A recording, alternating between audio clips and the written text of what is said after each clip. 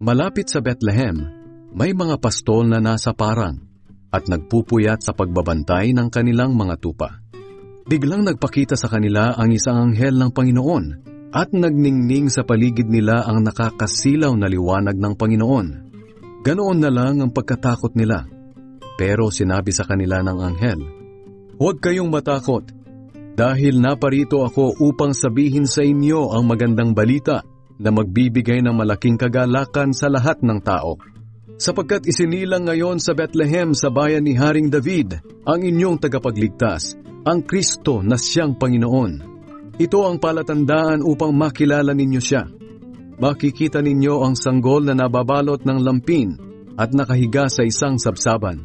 Pagkatapos magsalita ng anghel, biglang nagpakita ang napakaraming anghel at sama-sama silang nagpuri sa Diyos.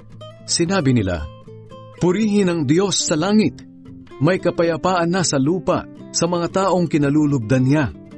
Nang makaalis na ang mga anghel pabalik sa langit, nag-usap-usap ang mga pastol. "Tayo na sa Bethlehem at tingnan natin ang mga pangyayaring sinabi sa atin ng Panginoon." Kaya nagmamadali silang pumunta sa Bethlehem at nakita nila sina Maria at Jose at ang sanggol na nakahiga sa sabsaban. At isinalaysay nila ang mga sinabi sa kanila ng anghel tungkol sa sanggol. Nagtaka ang lahat ng nakarinig sa sinabi ng mga pastol, pero iningatan ito ni Maria sa kanyang puso at pinagbulay-bulayan ang lahat ng ito.